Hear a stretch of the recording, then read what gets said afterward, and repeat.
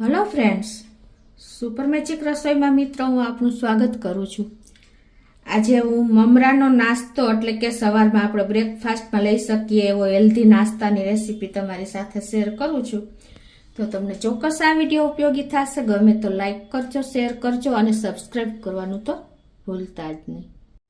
તો મિત્રો, હેલ્ધી અને એકદમ બ્રેકફાસ્ટમાં આપણે નાસ્તો કરી શકીએ ને એવો નાસ્તામાં મેં જો અત્યારે ઇન્ગ્રેડિયન્ટમાં 1 કપ મમરા લીધા છે અને 1.5 કપ આપણે રવો લીધો છે, જેને આપણે સૂજી કહીએ છીએ, અને વજનમાં 250 ગ્રામ બટેટા અને નંગમાં 3 બટેટા છે અને મેં બોઇલ કરીને એટલે કે બાફીને મેશ કરી લીધા છે। મીઠું છે, તેલ છે અને મસાલામાં મિત્રો એક મીડિયમ સાઇઝનો કાંદો છે, 2 લીલા મરચાં મેં સમારી લીધા છે, થોડી એવી ધાણા ભાજી લીધી છે, 15 થી 20 પત્તા લીમડાના લીધા છે, ઈનો છે, આમચૂર પાવડર છે, શેકેલું જીરું છે, ગરમ મસાલો છે અને 1 કપ આપણે દહીં લેશું। અને રૂટીન મસાલામાં મિત્રો ધાણા જીરું, આખું જીરું, રાઈ, લાલ મરચું, આટલા ઇન્ગ્રેડિયન્ટ આપણે લેશું। તો બનાવવાનું ચાલુ કરીએ। તો આ 1 કપ મમરામાં આપણે અડધો કપ જેવું પાણી નાખીને અને એને આપણે 5 મિનિટ સુધી પલળવા દેશું। જો મમરા પલાળ્યા ને એને 5 મિનિટ થઈ ગઈ છે અને આપણા મમરા પણ ફૂલી ગયા છે અને જો એકદમ સરસ તૈયાર થઈ ગયા છે। તો હવે એને આપણે નિતારી અને મિક્સર જારમાં નાખી દેશું।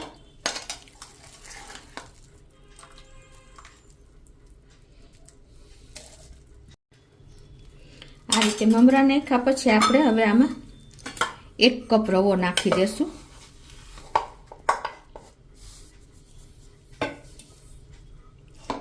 અને પછી આમાં આપણે જે 1 કપ આ દહીં લીધું છે એ પણ નાખી દેશું અને જે અડધો કપ રવો છે એ પણ આપણે નાખી દેશું અને આપણે અડધો કપ જેવું પાણી પણ નાખી દેશું। હવે આને આપણે એકદમ સરસ પીસી લેશું મિક્સર જારમાં। આ રીતે આપણે પીસી લીધું છે અને એને હવે આપણે એક બોલમાં લઈ લેશું।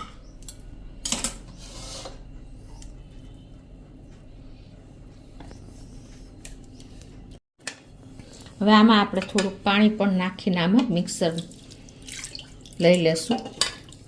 પાણી જો આપણે મિક્સર જાર ધોઈને અને આમાં નાખી દેશું, અડધો કપ જેવું છે। હવે આ બેટરને આપણે ઢાંકીને 10 મિનિટ રેસ્ટ આપી દેશું।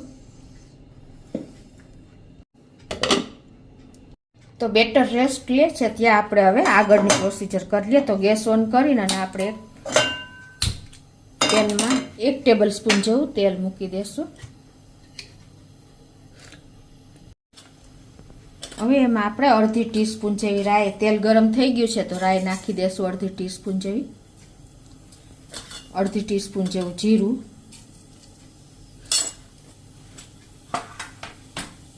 અને આને હવે આપણે ક્રકલ થવા દેશું। રાઈ અને જીરું બંને ક્રકલ થઈ ગયા છે તો એમાં આપણે આ એક મીડિયમ સાઇઝનો કાંદો લીધો છે એ નાખી દેશું અને 2 લીલા મરચાં સમાર્યા છે એ એડ કરી દઈશું અને 10 થી 12 પત્તા આપણે લીમડાના નાખી દઈશું, લીલા લીમડાના।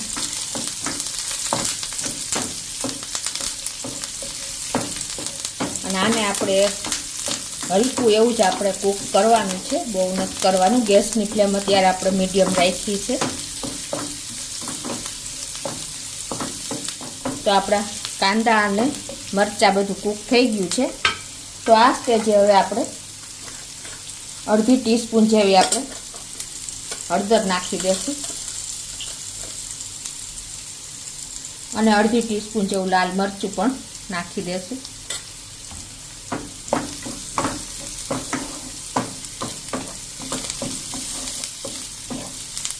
હવે જે આપણે આ 250 બટેટા એટલે કે 3 મીડિયમ સાઇઝના બટેટા લીધા છે ને એ પણ હવે આમાં નાખી દેશું।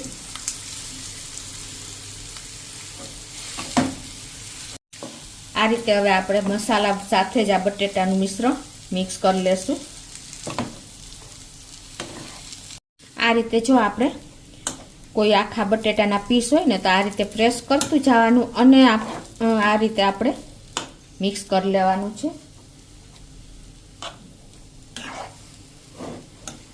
અને હવે જો આપણે આમાં થોડુંક પાણીની જરૂર છે, કેમ કે બટેટા થોડાક ડ્રાય હોય છે. અને જો તમારા બટેટા ઢીલા હોય ને તો કોઈ પાણી નાખવાની જરૂર નથી. અત્યારે મને થોડાક પાણીની જરૂર લાગે છે, એટલે 1 ટેબલ સ્પૂન જેવું હું પાણી નાખી દઉં છું. અને આ રીતે આપણે એને મેશ કરીને સરસ મિક્સ કરી લેશું. હવે આમાં આપણે રૂટીન મસાલા કરશું. તો એમાં મેં અડધી ટીસ્પૂન જેવો ગરમ મસાલો લીધો છે, એ નાખી દેશું. અડધી ટીસ્પૂન જેવું આ શેકેલું જીરું છે એ નાખશું. અડધી ટીસ્પૂન આપણે ધાણા જીરું છે એ નાખશું. અને અડધી ટીસ્પૂન જેવો આપણે આમચૂર પાવડર નાખી દેશું. અને ટેસ્ટ એકોર્ડિંગ આપણે મીઠું પણ નાખી દેશું. અને હવે આ બધું આપણે મિક્સ કરી લેશું મસાલા બધા.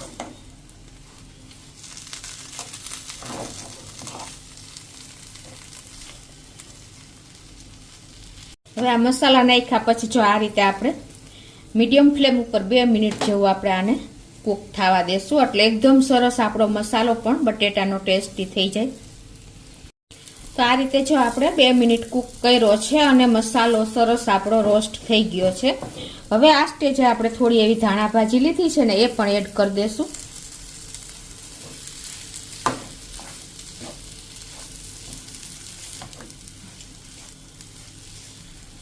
તો આ રીતે જો આપણો બટેટાનો મસાલો તૈયાર છે. તો હવે ગેસ બંધ કરીને એને સાઈડ ઉપર રાખી દેશું. તો આપણે બેટરને રેસ્ટ આપ્યો ને એને પણ 10 મિનિટ થઈ ગઈ છે. અને હવે એમાં આપણે ટેસ્ટ એકોર્ડિંગ મીઠું નાખી દેશું, 1/2 ટીસ્પૂન જેવું. અને એને આપણે સરસ મિક્સ કરી લેશું આ રીતે.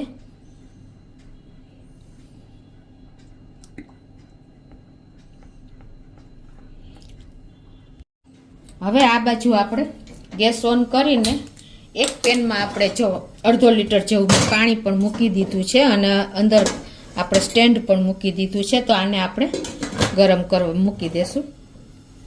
હવે આપણે આ રીતે એક વાસણમાં ઓઇલ નાખીને અને ગ્રીસ કરી લેશું. અને જેમાં આપણે બેટર પાથરવું છે એ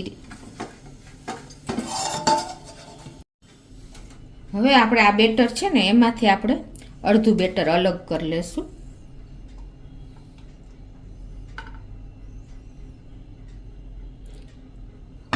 અને આમાં હવે આપણે અડધી ટીસ્પૂન જેવો ઈનો પણ નાખી દેશું.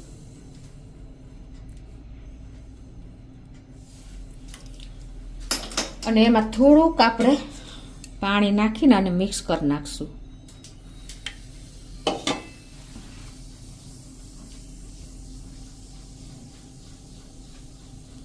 આ રીતે ઈનો મિક્સ કર્યા પછી આપણે જે વાસણમાં ગ્રીસ કર્યું છે ને એમાં આપણે એક લેયર આ રીતે નાખી દેશું. અને હવે એને આપણે આ જે સ્ટીમ કરવા મૂક્યું છે વાસણ એ પેનમાં આપણે આ ડબ્બો મૂકી દેશું.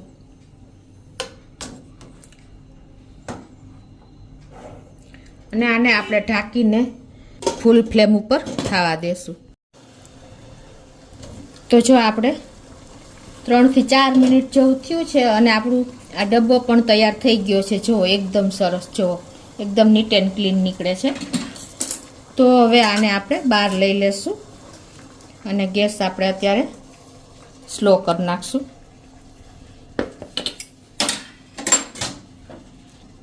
તો હવે જો આપણે આ તૈયાર જ થઈ ગયું છે.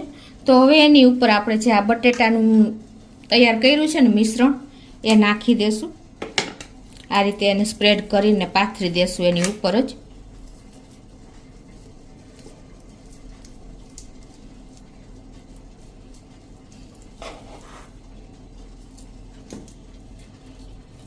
આ રીતે જો આપણે એક લેયર બટેટાનું કરી લીધું છે. અને હવે આ બાજુ આપણે જે બેટર વધ્યું છે ને એમાં પાછું આપણે અડધી ટીસ્પૂન જેવો ઈનો નાખી દેશું. અને એમાં થોડુંક પાણી નાખીને આપણે મિક્સ કરી લેશું.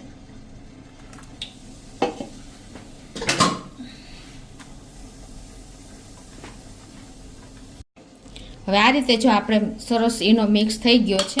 અને હવે આ બેટર આપણે આની ઉપર પાછું પોર કરી દેશું.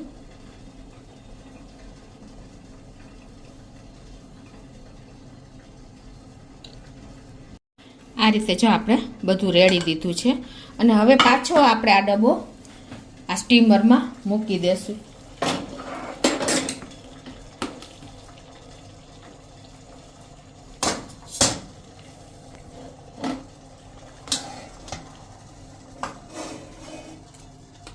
ડબ્બો મૂક્યા પછી જો આપણે ઉપરથી થોડોક મરચું પાવડર સ્પ્રિંકલ કરી દેશું અને હવે આને આપણે 10 મિનિટ થવા દેશું. તો આપણે મૂક્યું ને એને 10 મિનિટ થઈ ગઈ છે. તો હવે આપણે ચેક પણ કરી લઈએ. આ રીતે આપણે ચપ્પેથી જો ક્લીન જ નીકળે છે. તો હવે આપણે ગેસ બંધ કરી દેશું અને આને આપણે બહાર લઈ લેશું.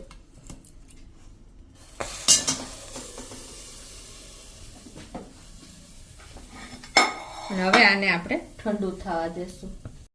તો જો આપણે આ તૈયાર થઈ ગયો છે નાસ્તો અને ઠંડો પણ થઈ ગયો છે. તો હવે આપણે એને આ રીતે અનમોલ્ડ કરી લેશું. પહેલાં ડબ્બાથી છૂટું કરી લેશું.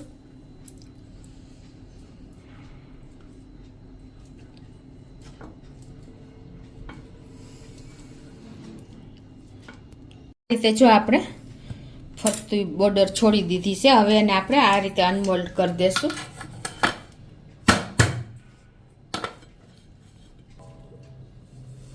જો મિત્રો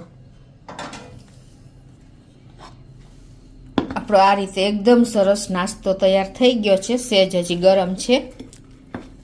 જો છે ને એકદમ સરસ. જો હવે એને આપણે કટિંગ કરી લેશું.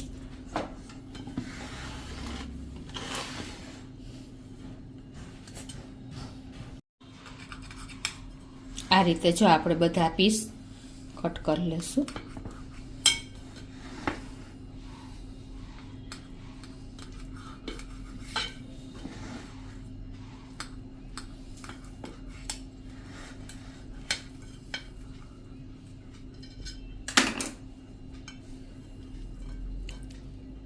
જુઓ મિત્રો એકદમ સરસ ડિલિશિયસ અને ટેસ્ટી આપણા પીસ તૈયાર થઈ ગયા છે. મમરાનો નાસ્તો બ્રેકફાસ્ટ કે એની ટાઈમ તમે લઈ શકો છો.